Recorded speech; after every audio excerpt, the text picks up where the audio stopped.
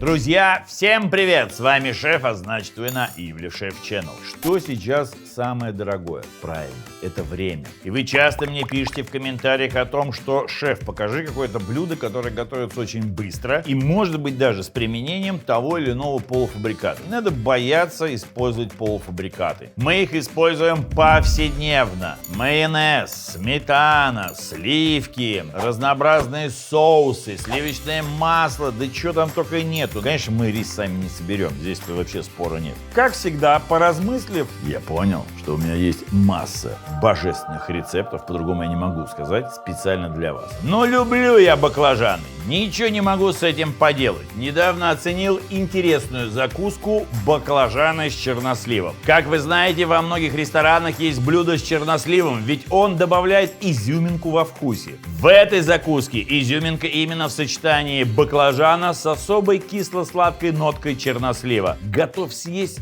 всю эту банку. Я ее съем вместе с вами и добавлю эти баклажаны с черносливом именно в свое блюдо. Свиная вырезка с рисом, овощами, орехами. Что мне для этого нужно? Ну, конечно, растительное масло, соленый арахис, отварной рис. У многих рис всегда остается в холодильнике. Отварили чуть больше, что с ним потом делать, никто не знает. И в конечном итоге, не сварив рассольник, не сварив молочную кашу, не сварив харчо, рис просто-напросто тупо, что делать правильно? Порция уходит, соответственно, в гарбич. Нам-то это зачем? Друзья мои, надо использовать все. Можно взять свиную вырезку, можно взять свиную шею. Чернослив, баклажаны очень хорошо сочетаются со свининой. Согласна же, я же вижу, что вы готовите. Я же вижу все свои соцсети, когда вы выкладываете туда свои рецепты под моим хэштегом «Готовь как шеф Ивлев». Вы любите свинину, и я люблю свинину. Можно использовать карбонат, можно даже свиные ребра использовать, но перед этим надо их очень хорошо протомить. Свежие овощи, как репчатый лук, зеленый лук, сладкий перец – это такая интерпретация паназиатской кухни на наш русский манер. Я беру мясо, нарезаем таким кубиком, чтобы комфортно елось. Можно было бы есть ложкой, можно было бы есть вилкой, можно было бы есть палочками. Это блюдо очень хорошо для переноски. Как плов. Наделали достаточное количество, а потом просто-напросто, если все не съели, убрали на следующий день, уложили в контейнер, передали своим друзьям, либо забрали с собой на следующий день.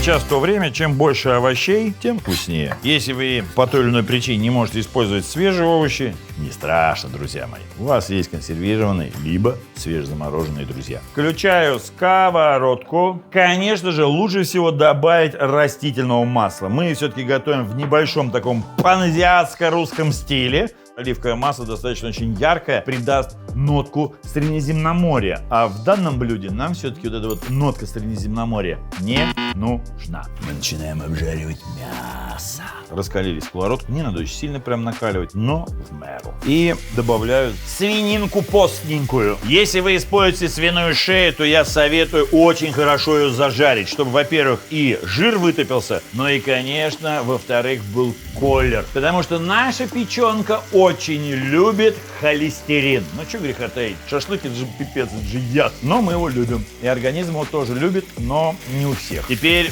даем ей слегка прижариться. Помните, я вас как-то учил, что когда вы что-то делаете, суп или обжариваете, никогда не кладите ложку просто на стол. Разносится грязь. Взяли блюдце, лопатку, ложку, которую вы используете, или там половник, все кладете. Проще-то помыть, мне кажется, одну тарелку, чем весь стол вытирать. Добавлю сразу соль, перец.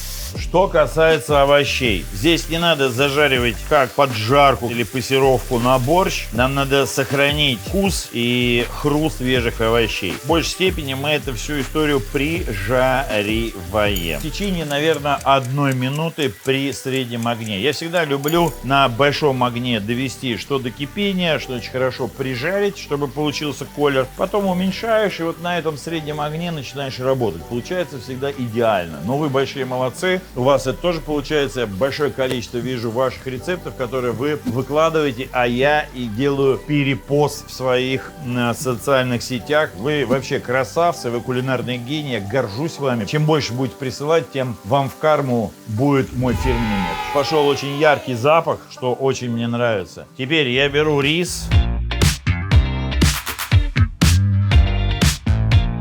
Теперь надо все слегка прижарить. Те соки, которые у нас были за счет масла, за счет мяса, за счет овощей, они начинают сейчас впитываться в рис. Это рису мало для того, чтобы он превратился в сочный рис. Чтобы сократить 50% вашего времени, мы используем ресторацию обломов. А точнее, баклажаны с черносливом.